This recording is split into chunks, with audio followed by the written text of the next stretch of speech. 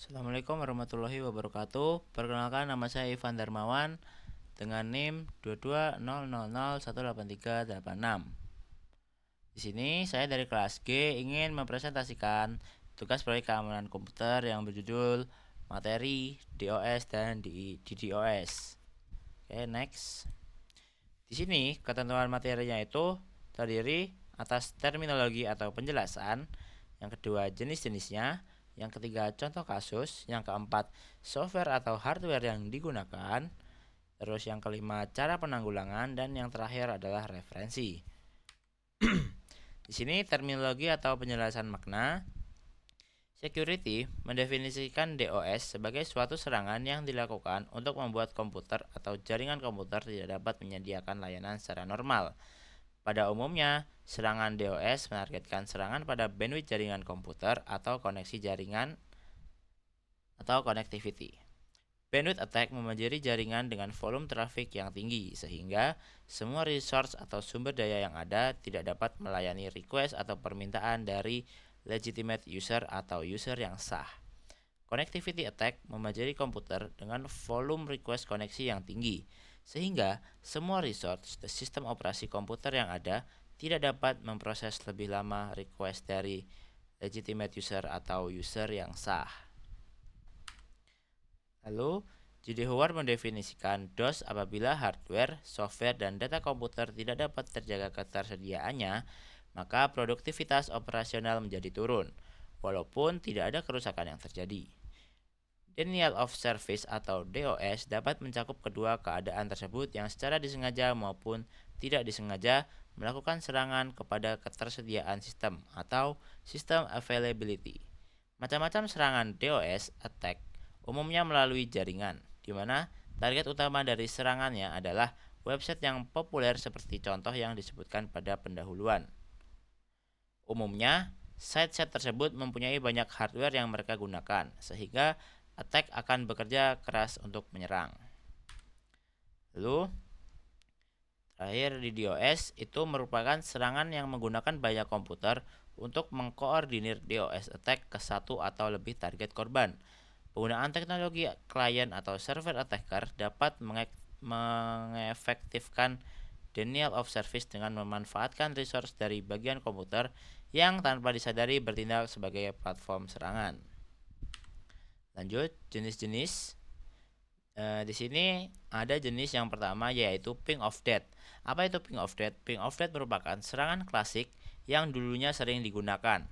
Serangan ini dilancarkan dengan menggunakan utility ping pada sebuah sistem operasi. Ping biasanya digunakan untuk memeriksa keberadaan sebuah host. Sekarang, sistem seperti ini sudah tidak terlalu ampuh lagi karena banyak sistem yang mengupdate patch-nya dan menutup lubang-lubang tersebut. Ditambah, semakin canggihnya teknologi dan semakin lebarnya bandwidth yang telah tersedia, sehingga serangan ini tidak lagi menimbulkan dampak yang signifikan bagi sebuah sistem. Lalu ada jenis yang kedua seperti scene flooding atau serangan scene flooding. Itu dilakukan dengan cara memanfaatkan kelemahan protokol pada saat terjadinya proses handshake, di mana saat dua buah komputer memutuskan untuk memulai komunikasi, komputer pengirim atau penyerang akan mengirimkan scene ke penerima. Lalu penerima atau target pun akan menjawab dengan mengirimkan scene kepada komputer pengirim. Oke, lalu yang terakhir ada remote control attack. Jadi remote control attack ini merupakan penyerangan yang memanfaatkan ICMP echo request untuk mengirim permintaan ke alamat broadcast dalam jaringan. Semua perangkat yang terhubung akan menjawab permintaan tersebut, dan yang menyebabkan kemacetan lalu lintas jaringan ini juga remote control attack. Jadi jika alamat pengirim disamarkan atau di-spoofing, balasan dari banyak jaringan akan diarahkan ke korban yang alamat IP-nya dipalsukan, mengakibatkan korban diserang oleh banyak balasan sekaligus. Hal ini memperbesar dampak serangan dan memperburuk kinerja jaringan. Contoh kasus DOS. Sebentar, saya matikan dulu. Jadi di sini yang ada contoh-contoh kasus di DOS seperti kasus serangan di DOS DIN tahun 2016. Jadi, pada tahun 2016, layanan DNS milik DIN menjadi target serangan DDoS besar-besaran yang dilakukan oleh botnet Mirai. Serangan ini memanfaatkan perangkat IoT seperti kamera pengawas dan router yang memiliki celah keamanan, menghasilkan lalu lintas data dalam jumlah besar hingga mencapai ratusan gigabit per detik ke server DIN. Akibatnya, layanan populer seperti Twitter, Reddit, Spotify, dan Netflix menjadi tidak dapat diakses di beberapa wilayah di Amerika Serikat. Gangguan ini mempengaruhi infrastruktur internet secara luas dan berdampak pada pengguna di berbagai negara yang menyebabkan kerugian finansial dan reputasi bagi perusahaan yang terdampak. Lalu, untuk mengatasi ancaman ini, langkah-langkah mitigasi yang dapat dilakukan antara lain yaitu mengamankan perangkat IoT dengan rutin,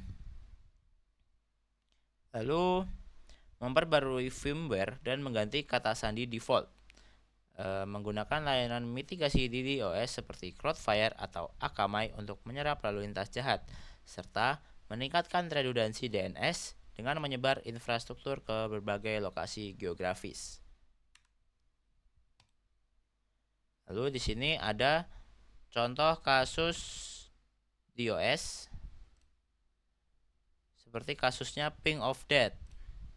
Jadi Ping of Death ini mengirimkan paket ping dengan ukuran data yang melebihi batas yang dapat ditangani oleh sistem target. Nah, ketika sistem target ini menerima paket data yang terlalu besar, ia itu akan menjadi tidak stabil atau bahkan mengalami crash.